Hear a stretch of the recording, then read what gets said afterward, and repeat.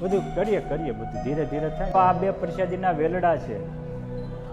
આ 2 વેલડામાં જે આ ડબલ વેલડું છે, આ વેલડું મૈદાન હવે બનાવી દીધેલી પાંડવોની સુધર્મ સભા જેવું હતું કે કલ્પતરુ જેવું હતું. મહારાજ બેઠા હોય ને કોકને પરમહંસ ચાલ્યા જતા કે બેસી જાઓ તો એક હોય તો 1 અવળું થાય, 2 હોય તો 2 અવળું થાય, 50 હોય તો 50 અવળું થઈ જાય, અને પાછા ઉતરે ત્યારે પાછું 2 હોય એવડું થઈ જાય. એવું આશ્ચર્યકારી અને મહિમાવંતું આ વેલડું છે. આ વેલડામાં પણ અનેકવાર ભગવાન સ્વામિનારાયણ બેઠેલા છે, મોટા સંતો પણ બેઠેલા છે. આ લીંબતરુના વૃક્ષનું થડ છે.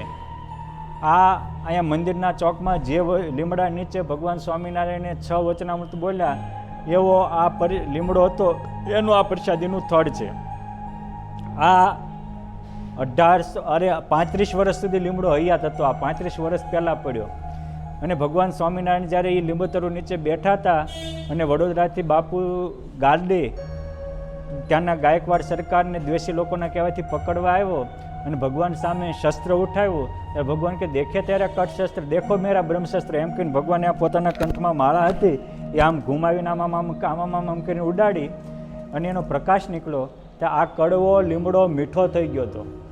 અને એ 35 વર્ષ સુધી હમણાં હતો ત્યાં સુધી એના 1 પાંદડા મીઠા લેતા હતા. અને આજે દાળ શાકમાં મીઠો લીમડો નાખે એની કરતાં પણ આના પાંદડા મીઠા હતા, અને આના પાંદડા નાખીને તો દાળ શાક મીઠા થતા હતા, ટેસ્ટ આવતો હતો. એવો આ ઐતિહાસિક લીમડો છે ને આ ઐતિહાસિક વેલડું છે. આ ઐતિહાસિક લીમડાનું થળિયું છે. વડતાલની 5 વસ્તુ ચમત્કારી એ પૈકીનું એક આ લીમડાનું થળિયું, એક ગોમતી કાંઠે આંબો હતો, 1 વર્ષનો આંબો હતો, 1 પાંદડું આવે ને 5 કેરીઓ આવે.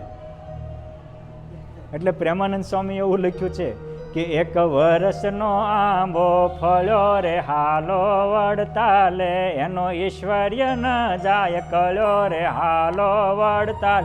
વર્ષના આંબાને પાછી 1 પાંદડું ફૂટે 5 કેરી આવે બંને, અને પાછું વર્ષમાં 2 વાર કેરીઓ આવે એવડો ના. અને 1 વર્ષમાં એ મહારાજની કૃપાથી મોટો થઈ ગયો હતો આમ એવડો, પણ એ 1 આંબાને કેટલી કેરીઓ આવતી હતી. એ તો મહારાજ ગયા પછી 10 વર્ષે જ ધામમાં આવી ગયો. આ લીમડો હમણાં સુધી રહ્યો હતો. આ વડતાલ ધામના બુરજનું સ્થળ છે અને બુરજ કહેવાય. વડતાલમાં જ્યારે મહારાજ ઉત્સવ સમયા કરતા ત્યારે લાખોની સંખ્યામાં જનમેદની ઉભરાતી હતી. આના ઉપલા માળે જઈને મહારાજ ઉભા રહેતા હતા અને ચારે બાજુ લાખોની સંખ્યામાં ભક્તો હોય. મહારાજ બોલે ચારે દિશામાં એક હરખો અવાજ સંભળાતો હતો. એટલે આ મહારાજે સભા સંબોધવાનું સ્થળ છે અને બેઠક કહેવાય. અને આ નીચેનું સ્થળ એ વખતે તો એસીની વ્યવસ્થા નહોતી, પણ 3જા માળાનું સ્થળ એટલે એકદમ શાંત અને ઠંડુ વાતાવરણ રહે. મુક્તાનંદ સ્વામીને ઝેર દીધું હતું એટલે ગરમીની તકલીફ હતી તો અહીં ઉતરતા હતા.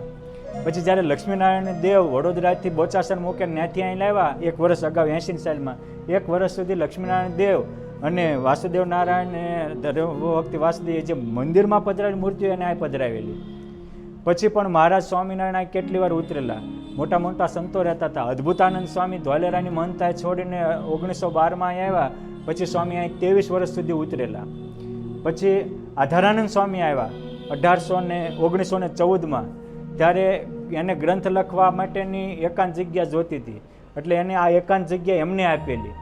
એટલે આખો હરિચરિત્રામૃત સાગર જેના 1,02,564 જેટલા દોહા ચોપાયો છે એ ગ્રંથની રચના આ સ્થળે થયેલી.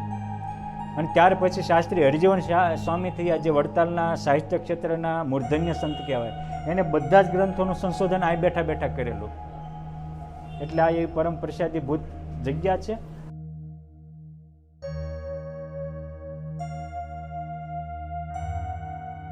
સંતો થઈ ગયા એના પટારા અહીં છે. પછી ઓલા વચલા ખાતામાં એક છે એ મંજુકેશાનંદ સ્વામીનો પ્રસાદીનો પટારો છે. અને ઓલપા છે એ બાલમુકુંદ સ્વામી, હરિહરિયાનંદ સ્વામી, પ્રજ્ઞાનંદ સ્વામી, સુકાનંદ સ્વામી એના પ્રસાદીના પટારા છે. એટલે આ ધર્મશાળામાં નંદ સંતોના પ્રસાદીના પટારાઓ છે અને મહારાજ વખતના પણ 1-2 છે.